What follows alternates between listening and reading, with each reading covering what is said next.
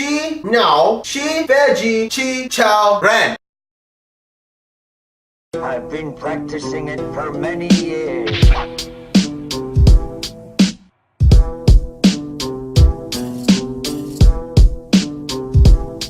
What's up, all you cultural artsy nerds? Make sure you subscribe to my YouTube channel.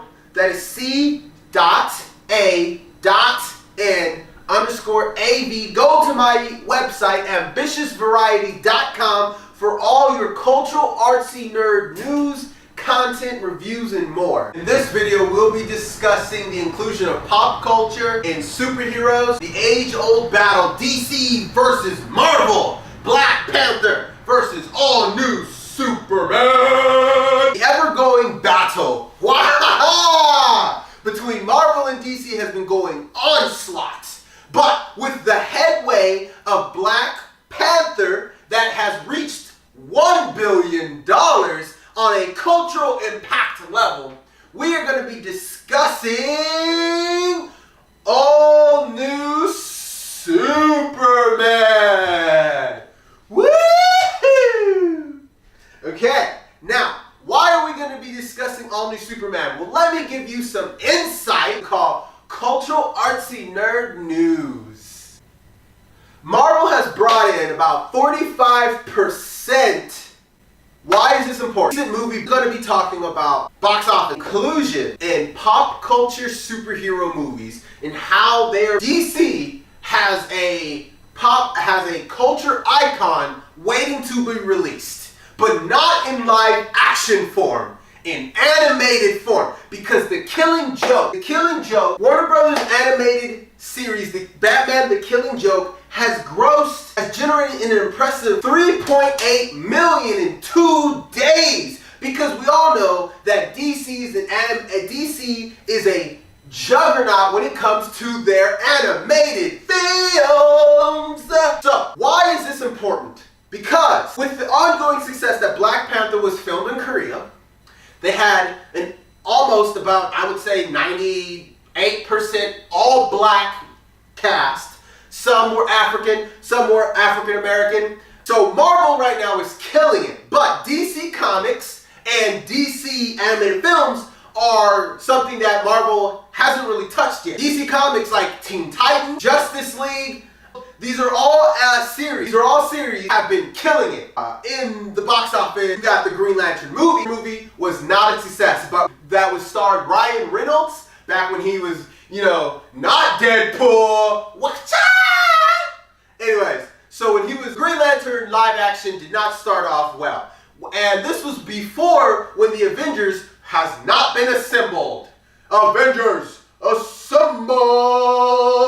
Anyway, Green Lantern and the movie, because the reputation of Green Lantern was not that great, so they decided to put Cyborg instead of Green Lantern, which was all right. But because the Justice League didn't do so well, DC TV shows has brought in about $1 billion for Time Warner. DC right now is doing good with TV shows, their animated TV. I feel like what DC needs to do, and I feel like they should focus on a property that they actually started with none other legendary writer, Yang, who wrote a couple of the Avatar, The Last Airbender series. He also has written DC's Rebirth, all new Superman, that is setting in China.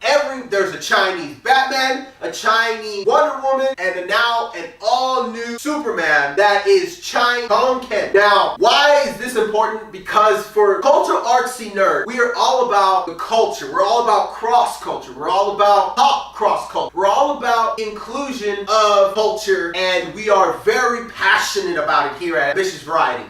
Cultural artsy nerd is all about the fusion of arts, the fusion of pop culture and the arts. And one other way then to talk about all new Superman and the possibility of getting an all-casted Chinese-based animated series of all new Superman movie that was all sourced to China itself, that has an all authentic Chinese cast, an authentic Chinese language with English dub. I think that would be a bomb-ass way to not only get inclusion with the a Chinese American, Asian American, Asian continent, but it's to break big news in the world of inclusion and the impact of culture. Inclusion is a big part of today's world. Movies, cinema, comics, it's a very the medium that is portrayed in these types of media are very important to the consumer. As a Japanese Black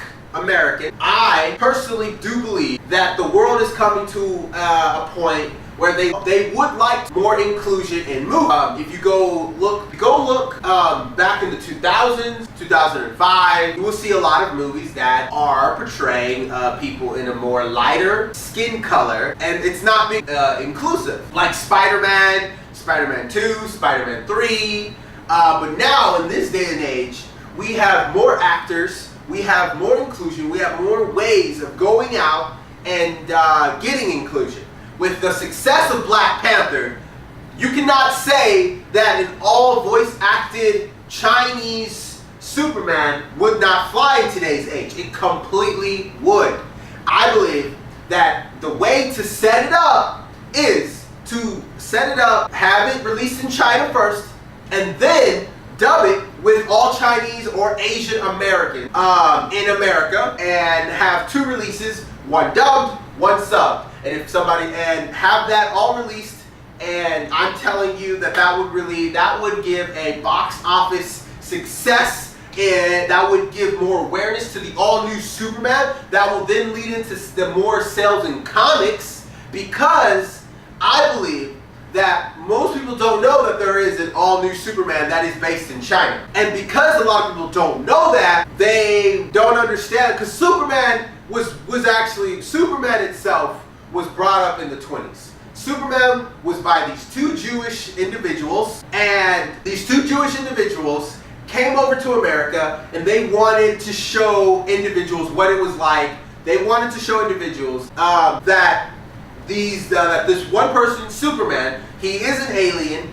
He is not from America. He is from Krypton, but he comes to America and saves lives. He became the hero of the world. He became the hero of America. He became an American hero in comics, and he has been celebrated through America. Now, if you ever heard of multiversity, is when there are many different Supermans of different eras and different nationalities. There is a Black Superman, and he is literally modeled after Barack Obama. No lie, that was crazy. But it is nice to know that there is a Black Superman.